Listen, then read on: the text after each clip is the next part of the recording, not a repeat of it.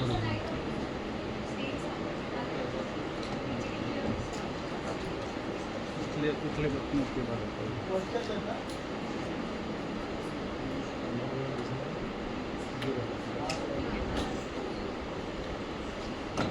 you everyone for my introduction and this opportunity to express my thoughts and knowledge in front of you. So, for येतोय आवाज? So my first question is, so I want to start my session with a question. What do you think about your menstrual cycle or woman period cycle? Is it controlled by your uterus, or is it controlled by your mind, or is it controlled by your breath or emotions? What do you think? This is my question. Is woman period cycle not controlled by uterus? Is it? Yes or no? I want answers. Is it controlled by uterus? Yes or no? Okay. So does it don't require control of brain? Require. Yes. So it is depend on our brain, our emotions, our feelings, and our overall development of that woman or that female. Okay, so I'm not here to explain you that you have to do this आसन आणि हे आसन असं करायचं, ते आसन तसं करायचं. मला तसं तुम्हाला एक्सप्लेन करायचं नाहीये. Being doctor, you all are going to treat patients. Okay, तुम्ही सगळे पेशंट ट्रीट करणार आहात. तर पेशंट ट्रीट करताना आता 1:5 हा रेशो आहे आपला पीसीओडीचा किंवा हार्मोनल इम्बॅलन्सचा. तुम्ही इथून बाहर पड़णार, आप यहाँ से जब बाहर जाओगे तो आपको बहुत ज्यादा स्कोप है हार्मोनल इम्बैलेंस में वर्क करने के लिए. ओके, लेकिन बीइंग डॉक्टर अगर आप भी वही करोगे कि 3 मंथ्स की आप साइकिल जो होती है तो हार्मोनल पिल्स दोगे, आयुर्वेदा में पेशेंट आए तो भी आप वहाँ पे बस्ती दोगे, मेडिसिन दोगे, डिटॉक्सिफिकेशन करोगे. So is it okay? इससे पेशेंट ठीक होगा आपका 3 मंथ्स के हार्मोनल पिल्स से? What do you think? Patient ठीक होगा बट टेम्पररी उनके जो पीरियड से वो नॉर्मल हो जाएंगे, right? So I want to take you to the yogic science, the deep connection between yoga and female hormone cycle. Okay, so hormone cycle always depends on your HPO axis, that is hypothalamus pituitary ovarian axis, right? सगळ्यांना माहिती आहे की सांगू पुन्हा? झोप येते का मागे? आवाज येऊ दे थोडा. Happy doctors day. मला नाही आवाज आलाय. Happy doctors day. ये चला उठा सगळ्यांनी. तर आपल्याला काय करायचंय कि हमें क्या करना है कि हमें वो कनेक्शन जो है फाइंड आउट करना है. ओके, आप 3 महीने की गोली दोगे, पेशेंट ठीक होगा, फिर से उसे वहीं पे जाना है. So being doctor, being gynaec, अगर आपको ट्रीट करना है पेशेंट, आप बोलोगे कि मुझे गायनेक प्रैक्टिस नहीं करनी है, ऐसे नहीं है.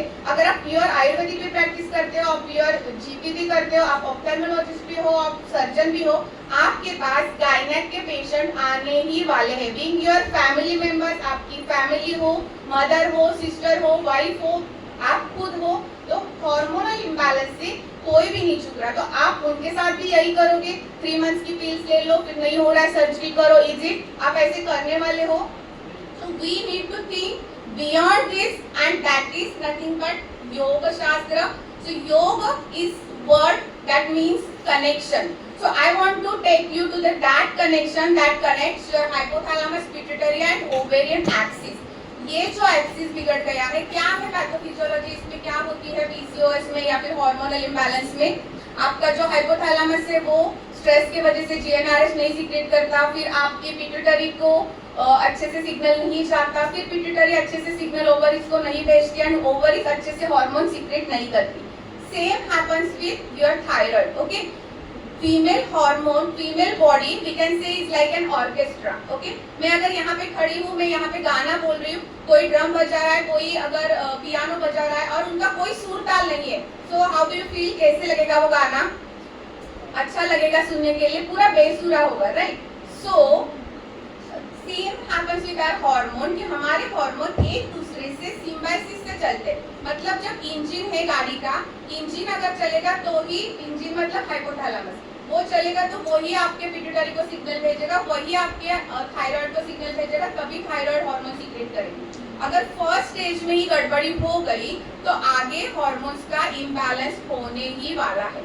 फिर क्या क्या होगा, सिम्टम्स क्या क्या होंगे सबको पता है, कॉजेस सबको पता है, तो मैं उसमें डीप में नहीं जाना चाहूंगी। ओके, सो आपके वेट गेन होगा, आपको मेंस्ट्रुअल इरेगुलरिटीज होगी, आपको एंड्रोजन आपके शरीर में बढ़ेगा।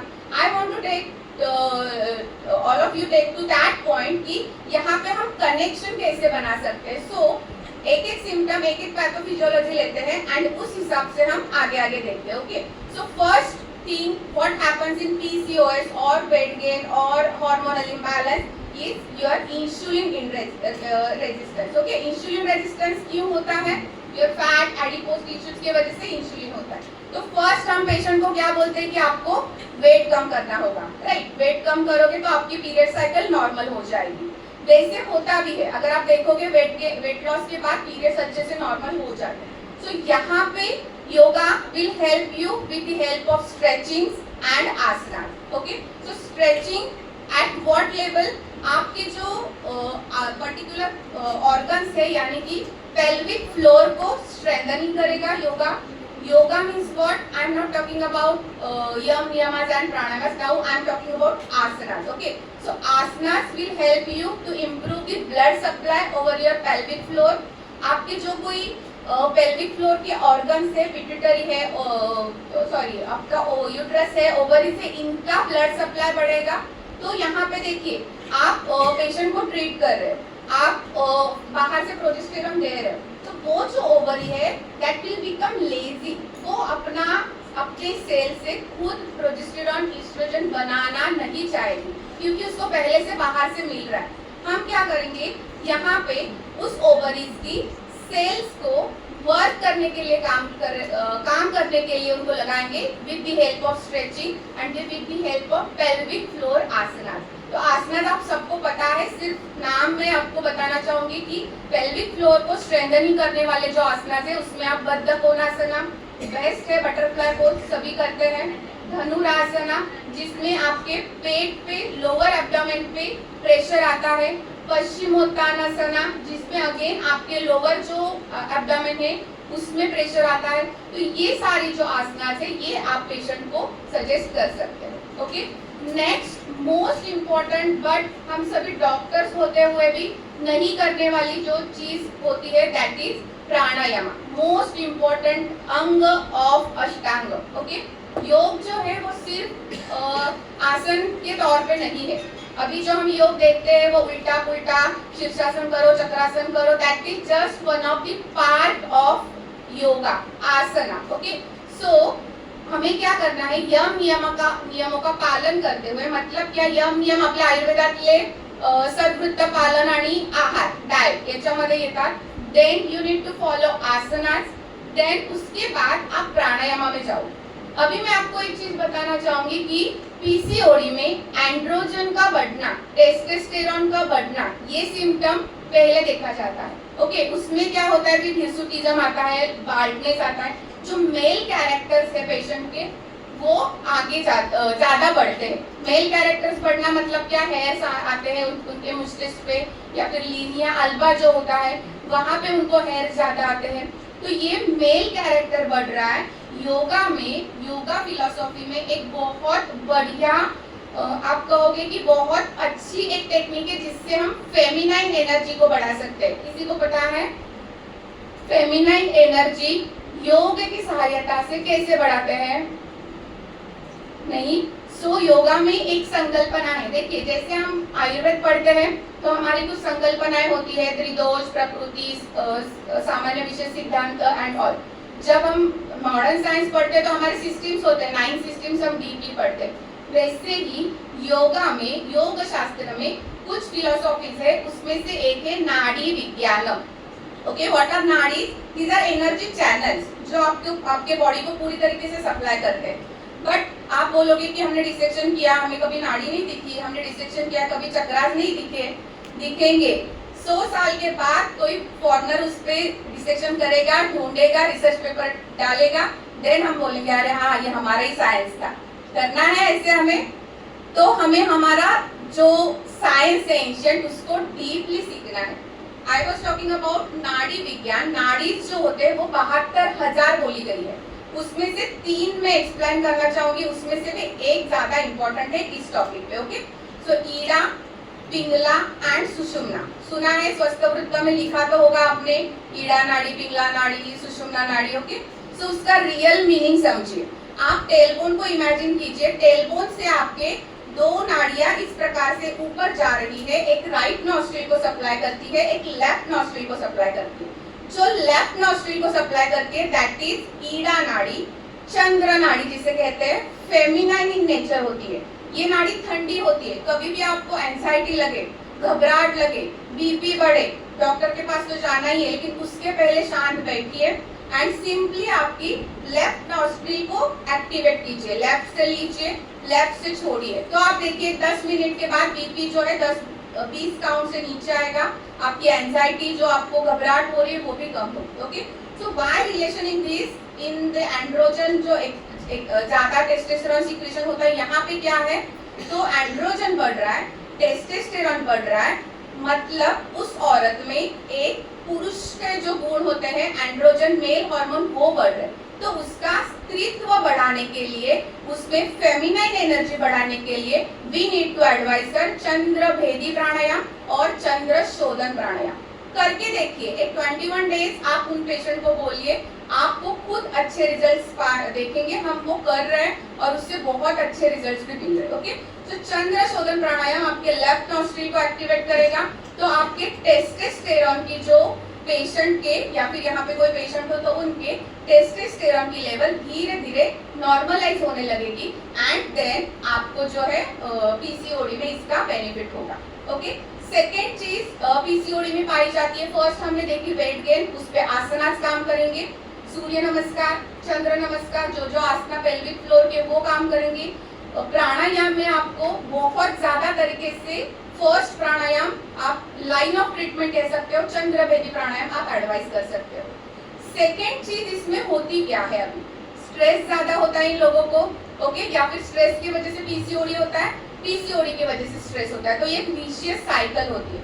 सो ज्यादा स्ट्रेस हो जाने की वजह से कॉर्टिसोल का लेवल बढ़ता है। कॉर्टिसोल नाम का जो हार्मोन है वो कब आता है हमारे बॉडी में, स्ट्रेस के बाद। Okay, so again cortisol stress बढ़ाता है, स्ट्रेस जीएनआरएच को कम करता है एंड अगेन वो एक्सिस जो है वो बिगड़ जाता है। तो स्ट्रेस पे वर्क करना बहुत जरूरी है। हम क्या करते हैं, दवाई कहाँ पे देते हैं, पेट में। किस ऑर्गन की दवाई देते हैं, ओवरीज की, या फिर थायराइड का पेशेंट है थायराइड की। असर कहाँ पे होगा, वहां पे ही होगा, लिमिटेड पीरियड के लिए होगा, टेम्पररी होगा। कल्प्रिट कौन है, कल्प्रिट कौन है, इसमें कहाँ से बिगड़ गया है, सिम्बायोसिस, उसका स्टार्टिंग इंजन कहाँ से बिगड़ा है, आपके ब्रेन से। सो ब्रेन से अगर बिगड़ गया है, हम पेट में काम करेंगे, ओवरीज पे डायरेक्ट हार्मोन देंगे, तो वो जो रिलीफ मिलने वाला है दैट इज ओनली टेम्पररी। अगर आप पेशेंट को अच्छे से ठीक करना चाहते हो, पेशेंट को छोड़ो, चलो पेशेंट हमारे पास बार बार आए, ऐसे सबको चाहता है, सबको हमें चाहिए कि सब पेशेंट बार बार आए, लेकिन अगर आप खुद पेशेंट हो, आपके फैमिली पेशेंट है, तो आपको लगेगा कि पेशेंट ने ऐसे रिकरेंट उनको होना चाहिए, ये डॉक्टर के पास जाए, वो डॉक्टर के पास जाए। सो वहाँ पे हमें कुछ तो अलग करना है। If you want to do gynaec practice in Ayurveda, you need to have thorough knowledge of your gynaecology, you need to be a good yoga teacher and आपको एक अच्छा काउंसलर होना चाहिए। आप, मैं तो कहूंगी कि अच्छा काउंसलर हो तो आप पहले 2 नहीं हुए तो भी चल जाएगा, बिकॉज कुछ व्याधि में आपको counselling is the key of your treatment. Okay, मतलब जो आप समझो कि पेरीमेनोपॉजल फेज की वुमन आती है, आते ही रोने लगती है अपने ओपीडी में, तो उनको काउंसलिंग चाहिए। मेनोपॉजल सिम्टम काउंसलिंग चाहिए, इनफर्टिलिटी पेशेंट काउंसलिंग चाहिए। उसके साथ अगर आप ये योग शास्त्र का जो ये नॉलेज है ये अप्लाई करोगे तो आपको बहुत ज्यादा अच्छे बेनिफिट। ओके, सेकेंड चीज में जो एक्सप्लेन कर रही थी that is cortisol level. Means क्या होता है हमारे शरीर में, आप सबको पता है, nervous system, autonomous nervous system, sympathetic nervous system, parasympathetic. Autonomous के 2 पार्ट हो गए, सिंपैथेटिक एंड पैरासिम्पैथेटिक। तो सिंपैथेटिक जो है दैट इज अगेन हमेशा हाइपर वाले लोग, मतलब स्ट्रेस, ज्यादा हार्ट बीट, ज्यादा पसीना, ज्यादा हीट, ज्यादा उनमें इन्फ्लेमेशन, ये चीजें सिंपैथेटिक एक्टिवेशन की है। एंड पैरासिम्पैथेटिक क्या है? आपकी गट एंड रिलैक्स। अभी जो पीछे सभी रिलैक्स हो रहे हैं उनकी पैरासिम्पैथेटिक सिस्टम बहुत अच्छे से एक्टिवेट हो रही है। ओके, सो पैरासिम्पैथेटिक सिस्टम का ज्यादा एक्टिवेट रहना जरूरी है। ओके, हमारे लाइफ में उल्टा होता है, स्पेसिफिकली पीसीओडी के पेशेंट में और उल्टा होता है। पीरियड्स नहीं आए उनको टेंशन होता है, family tensions, financial, offices, sedentary lifestyle, exercise नहीं करने को हो रहा है उसका भी उनको गिल्ट आता है, उसके भी उनको टेंशन आते हैं। सो इस सभी स्ट्रेस को मैनेज करने के लिए we need to activate our parasympathetic system. कैसे करेंगे? Again with the help of pranayama. प्राणायाम बहुत ज्यादा रोल प्ले करता है हार्मोनल इंबैलेंस एंड स्ट्रेस वाली सिचुएशन में। Okay, so first we have seen Chandrabhedi pranayama. Second बहुत सिंपल, आप बैठे बैठे भी कर सकते हो बट हम कोई करते नहीं है, दैट इज डीप ब्रीदिंग प्राणायाम। अभी बताइए, आप जो श्वास ले रहे हो, मैं जो श्वास ले रही हूँ, that is only 30 to 40% of lungs we are using. Okay, जब हम डीप ब्रीदिंग लेते हैं, सी अभी अगर आप श्वास ले रहे हो ना तो 450 450 सीसी इतना श्वास या फिर 550 सीसी इसके बीच में श्वास हम लेते हैं। But when we do deep breathing it is 8 to 10 times more, 4500 ते 5500 इतना अपन जास्त ऑक्सीजन इतना हम ऑक्सीजन अंदर ले सकते हैं। तो जितनी डीप ब्रीदिंग ज्यादा, जितना ऑक्सीजनेशन ज्यादा, वही ऑक्सीजन हार्ट से सभी सेल्स को जाएगा, वही ऑक्सीजन ओवरीज को सप्लाई करेगा, तो वही ऑक्सीजन से वो ओवरी हील होने लगेगी। ओके, अगर आपको कट गया तो वहां पे क्या चाहिए आपको हीलिंग के लिए? 2 चीजें चाहिए, एक तो अच्छा ब्लड, एफी एंड ऑक्सीजन। तो ये चीजें अंदर हम हमारे प्राणायाम से बढ़ाएंगे। तो पैरासिम्पैथेटिक एक्टिवेशन के लिए एब्डोमिनल ब्रीदिंग, अगर वो पॉसिबल नहीं है तो only deep breathing you can do. Okay, abdominal breathing, अभी आप आपकी खुद की ब्रीदिंग चेक कीजिए। आप जब श्वास लेते हो तो पेट अंदर जा रहा है या बाहर जा रहा है? बताइए, श्वास ले रहे हो तो पेट अंदर जा रहा है बाहर जा रहा है? अंदर, बाहर। सो जिनका पेट बाहर जा रहा है they are doing right breathing, जिनका पेट अंदर जा रहा है उनकी ब्रीदिंग पैटर्न रॉन्ग है, just correct it. Okay, okay, जो डायफ्राम है हमारा यहाँ पे, तो हम श्वास लेते हैं तो डायफ्राम नीचे जाएगा तो लंग्स में स्पेस बनेगी ना श्वास लेने के लिए या फिर ऑक्सीजनेशन के लिए। तो वही चीज हमें करनी है, जितना ज्यादा ऑक्सीजन उतनी सेल्स की हीलिंग कैपेसिटी बढ़ाएंगे। तो deep breathing pranayama daily you need to do for 10 to 15 minutes at least. Okay, उसके बाद जो मेन प्राणायाम और इम्पोर्टेंट है दैट इज भ्रामरी प्राणायाम। सभी ने किया है, करेंगे एक बार? चलो करते हैं। Take your both hands, close your thumbs with your close your earlobes with your thumb, second finger on your eyebrows, third fourth on your eyes। दबाना नहीं है eyes को, सिर्फ रखिए लास्ट नोज एंड लिप्स के बीच में। This is shanmukhi mudra. We are closing our all senses, जो कुछ हमारे पंच ज्ञानेंद्रिय है उसमें से नाक को छोड़ के हम सब क्लोज कर रहे हैं। श्वास लीजिए, ध्यान आईब्रोज के बीच में लेके आइए एंड हमिंग भी साउंड के साथ श्वास छोड़िए।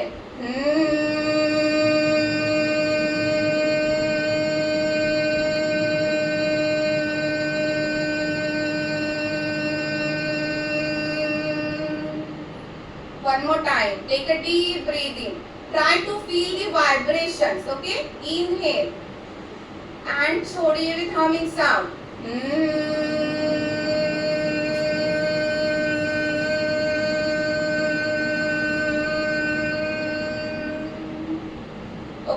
रिलैक्स। सो ये जो वाइब्रेशंस है ये वर्क करते हैं। आप बोलोगे इससे क्या होगा? नहीं, देखिए वाइब्रेशंस, मंत्रा चैंटिंग, ओम चैंटिंग, चक्रा हीलिंग चैंटिंग, ये जो सब चैंटिंग्स है ना, ये वाइब्रेशंस पे काम करते हैं। हमारे शरीर में 70% वाटर है, okay, in form of blood या फिर लिम्फेटिक फ्लूइड या फिर वाटर सोल्यूबल हार्मोन्स।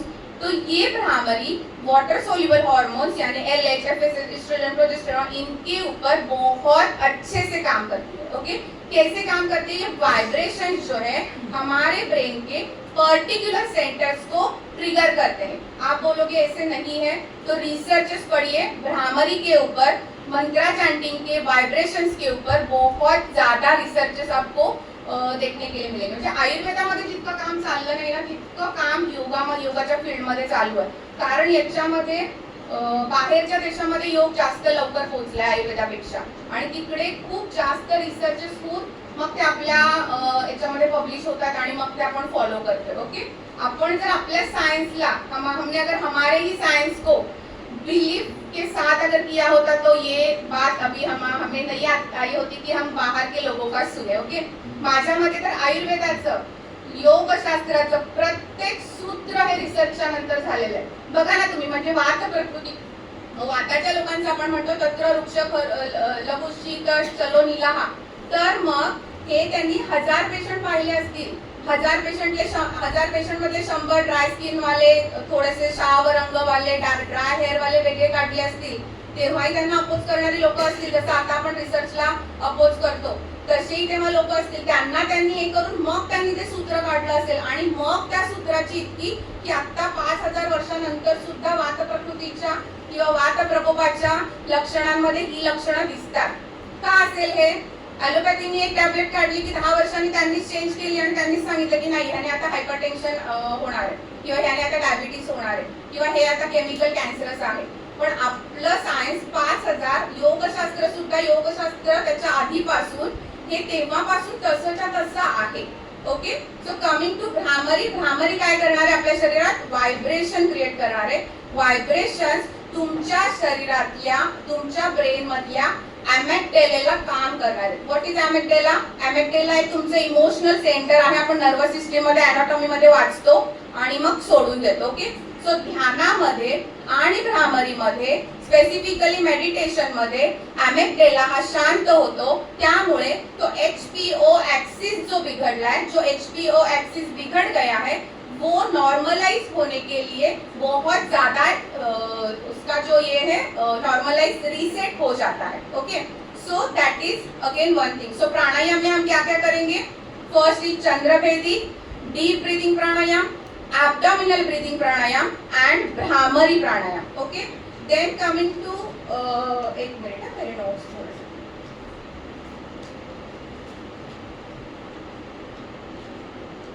भ्रामरी प्राणायाम में हमें और एक चीज देखनी है कि वेगल नर्व का activation. So what is vagal nerve? Again switching to anatomy. Anatomy में cranial nerves, 10th nerve, vagal nerve which supplies your brain, your heart, your reproductive system and your gut. आपने देखा होगा कि कभी पेट खराब हो तो बहुत ज्यादा दिमाग में ये आते हैं एंड अगर दिमाग खराब हो तो लूज मोशन लग जाते हैं। आईबीएस के पेशेंट बघितले तुम्ही, आईबीएस के पेशेंट में वैसे हम देखते हैं ना, पेट दिमाग में और दिमाग पेट में, तो सेम वैसे ही ये जो वेगल नर्व है ये अगर बिगड़ गई, इसका अगर एक्टिवेशन नहीं हुआ तो फिर हमारी सिंपैथेटिक सिस्टम एक्टिवेट होती है। सो पैरासिम्पैथेटिक एक्टिवेशन के लिए अगेन वेगल नर्व एक्टिवेशन बहुत जरूरी है। कैसे होता है vagal nerve activation? With humming sound. तो अगर if you are not okay spiritually with Om, then you can only chant m. Okay, आप म चैंट कर सकते हो। आप किसी चक्रा का जो वम है, रम है, वो चैंट कर सकते हो। अगर आपको ओम से कोई प्रॉब्लम नहीं है तो आप ओम चैंटिंग कर सकते हो। अगर वो भी है तो भ्रामरी के तौर पे ऐसे जब आप करोगे या फिर पेशेंट को बोलोगे तो पेशेंट जो है उनके HPO एक्सिस बैलेंस होने के लिए आपको हेल्प होगी। ओके, आगे चलते हैं ध्यान की ओर। ध्यान की बातें मैंने बता दी है। ध्यान से क्या होगा? पैरासिम्पैथेटिक एक्टिवेशन तो होगा ही, लेकिन हमारे ब्रेन में जो अल्फा वेव्स है, थीटा वेव्स है, जो आपके हॉर्मोन्स की हीलिंग के लिए जरूरी है, तो वो एक्टिवेट हो जाते हैं। ये भी रिसर्च में पाया गया है। इसके सभी के EEG किए हैं, सभी के ब्रेन के EEG किए एंड उसके बाद ये रिसर्च आया है कि alpha and theta waves are produced at the time of yoga nidra और at the time of your meditation. तो ये अगेन हार्मोनल इम्बैलेंस में बहुत जरूरी है। ओके, सो आप चैंटिंग जो आप ध्यान है वो कैसे कर सकते हो? एक तो विजुअलाइजेशन मेडिटेशन होता है। You have to visualise your ovary is getting secreted very good hormone, वो अच्छे से हार्मोन सीक्रेट कर रही है। अदरवाइज चक्रास जो होते हैं 7 चक्रास हमारे, उसमें से लोअर एब्डोमेन जो है दैट इज स्थान ऑफ स्वादिष्टान चक्र, स्व अधिष्ठान, जी ओवरी से जो ब्रेन त्याचा अधिष्ठान विसरलंय किंवा जो अधिष्ठान वो भूल गया है, तो वो जो अधिष्ठान है स्व का अस्तित्व स्थापित करने के लिए स्वादिष्टान चक्र हीलिंग बहुत अच्छे से काम करता है। तो इसके भी बहुत ज्यादा एक्चुअली ये डीप है, ये आपने सीख के ही करना है। ओके, आप ऐसे नहीं करोगे कि आज मैं स्वादिष्टान चक्र हीलिंग कर रही हूँ, नहीं, उसके कुछ बेनिफिट्स डीमेरिट्स भी है, तो आपको ये समझ के करना है। लेकिन अगर आप उसका वम, स्वादिष्टान का एक बीज मंत्र होता है VAM, तो अगर ये चैंटिंग आप उस पेशेंट को ऑडियो लगाओगे या फिर उनको बोलने के लिए कहोगे, तो आप बोलोगे कि इससे क्या होगा, तो नहीं, इससे जो साउंड क्रिएट होगा वो ब्रेन में जाएगा एंड वो ब्रेन के उस पार्ट को ट्रिगर करेगा जहां से ओवरीज को सिग्नल भेजना है, दैट इज हाइपोथैलेमस, एंड वहां पे जाके ये काम होगा। सो ये जो है HPO एक्सिस हमें सेट होने के लिए एक तो आसनास, देन प्राणायामास, देन प्राणायाम जो बताया मैंने वो, उसका साइंटिफिक एक्सप्लेनेशन जो बताया वो, देन ध्यान, धारणा इज नथिंग बट कंसंट्रेशन, आप ध्यान भी कर सकते हो, धारणा भी, दोनों के जो बेनिफिट्स है वो सेम आएंगे।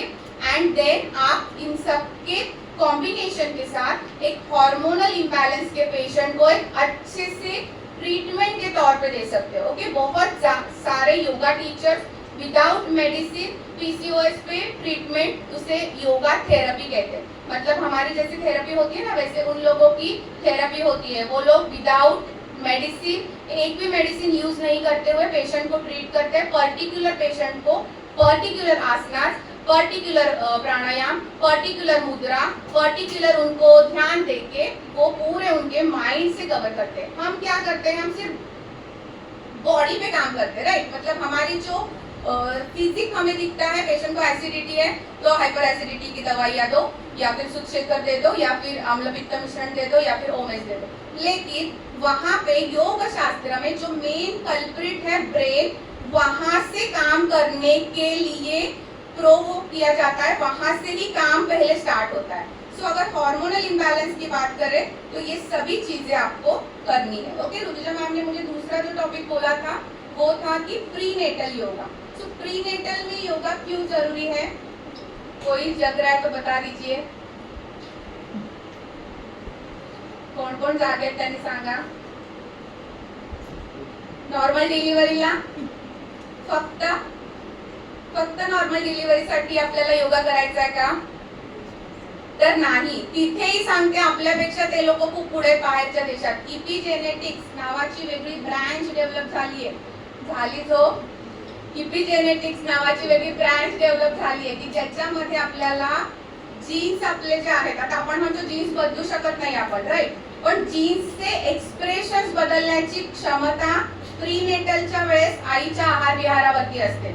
सॉरी मैं बीच में मराठी में जा रही हूँ। तो जो इपिजेनेटिक्स में जो जीन्स होते हैं, तो जीन्स के एक्सप्रेशंस को, अभी मैंने किसी को डांटा तो उसने वो कैसे लेना है, पॉजिटिवली लेना है, उससे उसका बीपी बढ़ेगा या फिर इग्नोर करेंगे, वो जीन एक्टिव करे और स्विच ऑफ करे, दैट इज कॉल्ड एपिजेनेटिक्स। तो ये चीजें सभी फॉरेन में चल रही है कि फीटल साइकोलॉजी, एपिजेनेटिक्स, एम्ब्रियोलॉजी, इन पे काम चल रहा है ताकि वो इस हमारे साइंस को वहां पे प्रमोट कर सके। Okay, so this is also science. गर्भ संस्कार कोई भी, हमारे आयुर्वेदा की भी लोग बोलते कि फेक आहे आणि काय होतंय मंत्र म्हणून, पण खरंच याच्यावरती सच में यहाँ पे जो बाहर काम चल रहा है ना, वो देख के ऐसे लगता है कि अभिमन्यु की जो स्टोरी है ना वो सच में होगी, क्योंकि अभिमन्यु के मम्मा ने वो सुना, मम्मा ने वो ग्रास्प किया।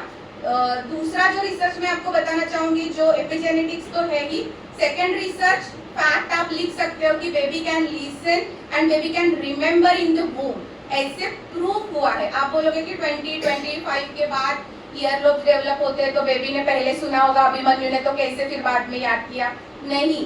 Sound again it travels with the sound, जो साउंड है वो वाइब्रेशन के थ्रू बेबी तक जाता है एंड फिर वहां पे काम होता है। ओके, सो वहां पे बेबी को समझ में आता है कि मम्मा हैप्पी है, सो सो ममा के हैप्पी हार्मोन्स वहां पे पहुंचते हैं, ममा स्ट्रेस है तो ममा का कॉर्टिसोल वहां पे पहुंचता है, तो बेबी ऑल्सो गो इन स्ट्रेस। ये सोनोग्राफी पे उन्होंने दिखाया है कि ममा स्ट्रेस है तो बेबी भी स्ट्रेस्ड है, ममा हैप्पी है तो बेबी भी हैप्पी है। सो ये सभी तो हमारे इसमें दिया है ना कि ममा को हैप्पी रखने के लिए क्या क्या कर सकते हैं, दैट इज गर्भ संस्कार। ओके, ममा के जो गुण हैं यानी उसका IQ, PQ, SQ, EQ, आपको चाहिए किसी को कि या फिर आपके जो कोई पेशेंट है उनको चाहिए कि बेबी सिर्फ बहुत ज्यादा टैलेंटेड हो, IQ उसका बहुत ज्यादा अच्छा हो एंड इमोशनली वो आपको पूछे भी नहीं, मम्मी पापा को भी नहीं पूछे, तो ऐसे नहीं है, हमें सब बैलेंस चाहिए, राइट। सो IQ, EQ, PQ, SQ सभी का बैलेंस करने के लिए गर्भ संस्कार के कुछ टेक्निक्स होते हैं।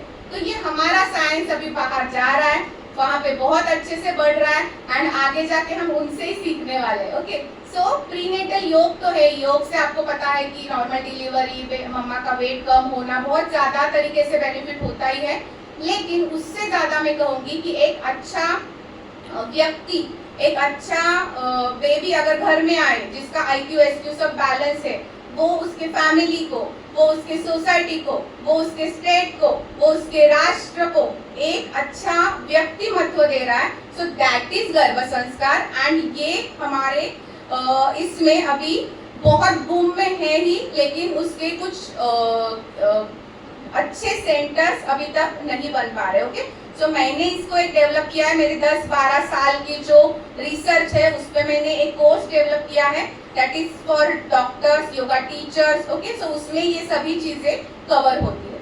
पोस्ट नेटल के तौर पे अगर हम आते हैं, सो पोस्ट नेटल केयर में ज्यादा से ज्यादा नॉर्मल डिलीवरी एंड सीजरियन, तो इसमें योग कैसे हेल्प करेगा वो देखते हैं। तो नॉर्मल डिलीवरी में तो आपको पता है नॉर्मल डिलीवरी के लिए भी योग हेल्प करेगा एंड आफ्टर डिलीवरी अगर आप वज्रोली मुद्रा यानी कीगल एक्सरसाइज अगर सेकेंड डे से करते हो, आपको डिस्चार्ज मिला तभी से अगर आप पेशेंट को बताते हो, तो यूरिनरी इनकॉन्टिनेंस, वजाइनल प्रोलैप्स, आपका यूटेराइन प्रोलैप्स, रेक्टल प्रोलैप्स, ये सभी चीजें आप आगे की लाइफ में जब वो औरत 40s के बाद, 50s के बाद 60s में जाएगी तब उनको ये चीजें नहीं होगी अगर उन्होंने ये तभी गर्भिणी परिचर्या एंड उसके साथ योग के ये सब कुछ किया होगा तो। Okay, so post natal care में हमें ये चीजें ध्यान में रखनी है। फिर आपको नॉर्मल डिलीवरी के बाद आप 2 वीक्स के बाद normal stretching, walk, yoga patient को बोल सकते हो एंड आफ्टर LSCS आपको डॉक्टर्स के कंसल्टेशन से ही 3 मंथ्स के बाद आप उनको नॉर्मल स्ट्रेचिंग, क्योंकि अंदर की वुंड तो हील नहीं होती है, बाहर की होती है, so normal stretching except extreme twist जो है, अर्ध मत्स्येंद्रासन है, प्लैंक है, ये नहीं करते हुए नॉर्मल बैक को सपोर्ट करने वाले आसनास, चेस्ट ओपनिंग आसनास, ये आप उनको अच्छे से बता सकते हो ताकि जो LSCS के जो कॉम्प्लिकेशंस है या फिर जिसकी वजह से उनको LSCS में नहीं जाना चाहती, जो बैक पेन होता है, उन सभी को हम अच्छे से सपोर्ट कर सकते हैं। सो योगा मैं कहूंगी कि आपके मेनार्क से लेके आपके मेनोपॉज तक अगर आप इसका लाइफ बनाओगे, जैसे हमारे प्रधानमंत्री जी ने कहा था कि जैसे हम ब्रश करते हैं, हम खाना खाते हैं, तो ऐसे क्यों नहीं हम डेली योगा करते। कौन कौन करता? अरे वाह, छान, दोनच स्टुडंट्स,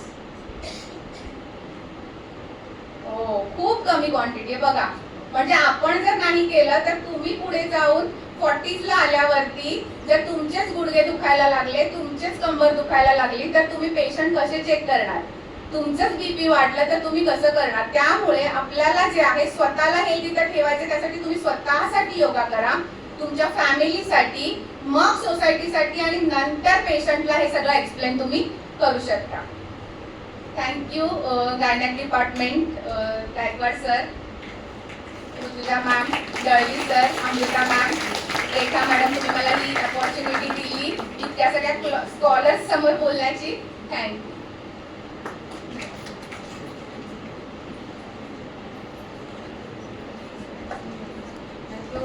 पौर्णिमा मॅडम, अतिशय सुंदर आणि एकदम सोप्या रीतीने हॉर्मोनल